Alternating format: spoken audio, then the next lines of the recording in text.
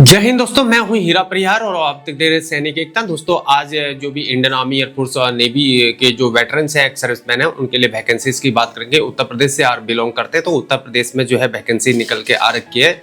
दबा के वैकेंसी है, एसआई की वैकेंसी, सब इंस्पेक्टर या उप निरीक्षक की वैकेंसी है। जो फौज में नौकरी कर रहे हैं वो भी अप्लाई कर सकता है। एनओसी आपने ले रखी है, रिटायरमेंट आने वाले हैं तो आप अप्लाई कर सकते हैं, और जो रिटायर हो गए वो भी अप्लाई कर सकते हैं। तो इसकी जो दिनांक दे रखी है 12 अगस्त 2025 को निकली है वैकेंसी, तो फौजी भाइयों के लिए है।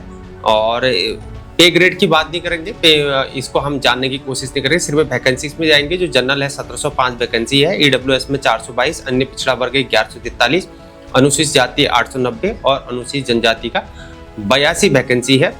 उप निरीक्षक नागरिक पुलिस में और प्लाटून कमांडर पीएससी के अंदर जो है जनरल में 56, ईडब्ल्यूएस 13, ओबीसी 36, अनुसूचित जनजाति, अनुसूचित शेड्यूल कास्ट 28 और ओबीसी जो है यहाँ पर शेड्यूल ट्राइब वाले, अनुसूचित जनजाति वाले जो है 2 वैकेंसी, टोटल 135 वैकेंसी है।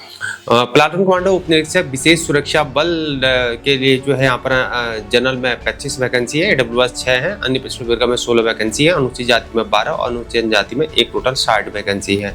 और हमारी जो फौजी बहनें हैं वो भी अगर रिटायर हो चुकी हैं, अपने सर्विस और एज क्राइटेरिया में फिट बैठ रही हैं, तो वो भी महिलाओं के लिए जो है वैकेंसी यहाँ पर निकाली गई है।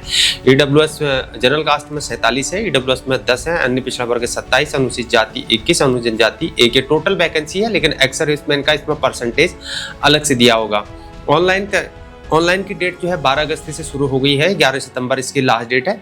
और फीस जमा करने की 12 अगस्त से लेकर 11 सितंबर, और जो है जमा किए गए शुल्क के समायोजन की 12 अगस्त से 13 सितंबर तक है। वन टाइम रजिस्ट्रेशन आपको कराना होगा इससे पहले, ठीक है ना। आप वेबसाइट में जाके करा सकते हैं, वेबसाइट का नाम आपको मैं बता दूंगा थोड़ी देर में। हाँ, तो आगे बात करते हैं। यहाँ पर जनरल कास्ट और ईडब्ल्यूएस के लिए जो है 500 रुपये है, और अनुसूचित जाति और जनजाति के लिए 400 रुपये यहाँ पर फीस है। और स्नातक उपाधि आपके पास होनी थी, फौज का ग्रेजुएशन सर्टिफिकेट जो है हर जगह मान्य आज के दिन में होता है। और अगर आपके पास डोएक का कोर्स है, एनआईईआरटी सोसाइटी से कंप्यूटर में ओ लेवल का सर्टिफिकेट है, तो ये प्रमाण पत्र आपको पता किया गया होगा। अधिमानी अर्थ के कोई अंक नहीं होंगे, बल्कि 2 या से अधिक अभ्यर्थियों के बराबर अंक प्राप्त करने की दिशा में अधिमानी के अभ्यर्थियों को प्रस्तुत 3.4 के अधिक वरीयता दी जाएगी। जैसे डोएक का कोर्स किया हो, एनआईईआरटी सोसाइटी में कंप्यूटर ओ लेवल का सर्टिफिकेट किया हो, या आपके टेरिटोरियल आर्मी में 2 साल की सर्विस करी हो। जो टेरिटोरियल फौज वाले हैं वो भी अप्लाई कर सकते हैं। और एनसीसी का बी प्रमाण पत्र है। 1 से अधिक अधिमानी अर्हता रखने वाले अभ्यर्थी को केवल एक ही चीज का बेनिफिट होगा। जैसे आपके पास 1 से ज्यादा अगर सर्टिफिकेट है तो आपको एक ही चीज का मान्य होगा। एज क्राइटेरिया देखते हैं, इसमें 21 एज क्राइटेरिया जो फौजी भाइयों का जो रिटायर होते हैं वो लगभग सभी में मान्य होते हैं, एक्स सर्विसमैन जो होते हैं। देख लेते हैं इसमें एक्स सर्विसमैन की जो डेट दे रखी है वो किस प्रकार से दे रखी है। उत्तर प्रदेश राज्य के भूतपूर्व सैनिक अभ्यर्थी को सेना में की गई सेवा अवधि को उनके वास्तविक आयु से घटाने पर अधिकतम आयु हेतु 3 वर्ष की छूट अनुमान्य है, तो उस हर कोई इसमें अप्लीकेबल हो जाता है। भूतपूर्व सैनिक की आयु सेना में की गई सेवा अवधि को उनकी वास्तविक आयु से घटाने की निर्धारित आयु में 3 वर्ष से अधिक नहीं होनी चाहिए। 3 गुना और 3 6 साल का है छूट। ये किसके लिए है? ये है अगर कोई छूट पाना चाहता है, छूट के लिए है, समझ रहे हो ना, तो छूट के लिए है। ये अलग से आपको दे रखा है, भूतपूर्व सैनिक के लिए अलग से दे रखा है। और भूतपूर्व सैनिक कोई भी रिटायर आ रहा है तो इसमें अप्लीकेबल हो जाता है, ठीक है। एग्जाम देख लेते हैं किस प्रकार से होगा। 400 अंक की लिखित परीक्षा होगी इसमें। सामान्य हिंदी 40 प्रश्न संख्या 100 अंक, और मूल संविधान हो गया, सामान्य ज्ञान हो गया, मूल विधियों की 40 प्रश्न होंगे 100 अंक के, और संख्यात्मक मानसिक योग्यता परीक्षा 40 क्वेश्चन 100 अंक के, और मानसिक अभिरुचि परीक्षा, बुद्धि लब्धि परीक्षा और तार्किक परीक्षा 40 प्रश्न होंगे 100 अंक के होंगे। और इसमें यह भी दे रखा है कि 35% अंक और कुल 50% अंक प्राप्त करने में विफल रहने वाले अभ्यर्थी भर्ती के लिए पात्र नहीं होंगे। लिखित परीक्षा के प्रवेश पत्र यथासंभव बोर्ड की वेबसाइट http://uppb.gov.in में आप देख सकते हैं। प्रश्न के उत्तर अंग्रेजी और हिंदी दोनों में होंगे, और वेबसाइट का नाम मैं आपको बता चुका हूं। और 168 सेंटीमीटर यहाँ पर हाइट होनी चाहिए। सामान्य, अन्य पिछड़ा वर्ग, अनुसूचित जातियों के लिए, पुरुष के लिए जो 168 सेंटीमीटर हाइट है, और जनजाति अनुसूचित जनजाति के लिए 160 मीटर है। न्यूनतम जो है 79 सेंटीमीटर, फुलाके जो है 84 सेंटीमीटर, और अनुसूचित जनजाति के लिए 77 सेंटीमीटर, फुलाके 82 सेंटीमीटर, 5 सेंटीमीटर का फुलाव इसमें दे रखा है।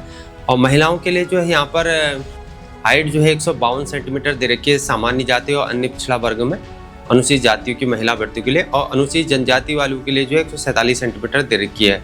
और महिलाओं का वेट जो है इसमें 40 किलोग्राम होना चाहिए। भूतपूर्व सैनिकों को जो है यहाँ पर आरक्षण दो रेखा 5% का आरक्षण दे रखा है, यानी कि 5% रिजर्व जो है भूतपूर्व सैनिकों के लिए होगा।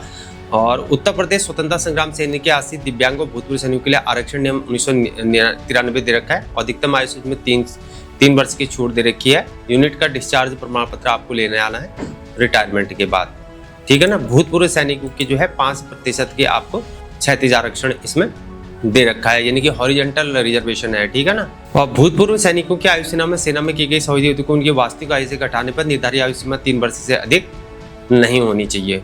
तो मेरे तो ये दोस्तों ये थी यूपी की जो वैकेंसी है एसआई के लिए। यूपी से जो बिलोंग करते हैं वो अप्लाई कर सकते हैं, अब बाहर वाले भी अप्लाई कर सकते हैं, लेकिन वो एक्स सर्विसमैन कोटे के उसमें नहीं आएंगे। यूपी के लोग ही एक्स सर्विसमैन में कोटे में आएंगे। और यहाँ पर जो आरक्षण की मैंने आपको बताया रिजर्वेशन, वो रिजर्व होंगी 5% हॉरिजॉन्टल रिजर्वेशन होगा उत्तर प्रदेश के एक्स सर्विसमैन के लिए। तो अप्लाई कर सकते हैं आप, काफ़ी अच्छा ऑप्शन है आप लोगों के लिए। तैयारी करिए और उसके बाद आप जॉब में दोबारा री एम्प्लॉय हो सकते हैं। ये इस वीडियो को ज़्यादा से ज़्यादा शेयर करें ताकि सभी लोगों को, उत्तर प्रदेश के जो फौजी भाई हैं जो फौज में हैं, नौकरी कर रहे हैं, territorial army, Indian army, air force और नेवी में जो जॉब कर रहे हैं उनके लिए, और जो एक्स सर्विसमैन है, ताकि ये वीडियो ज़्यादा लोगों के पास पहुँच पाए और उनको जानकारी प्राप्त हो सके। आज के लिए इतना ही, फिर मुलाकात होगी, तब तक के लिए जय हिंद, भारत माता की जय।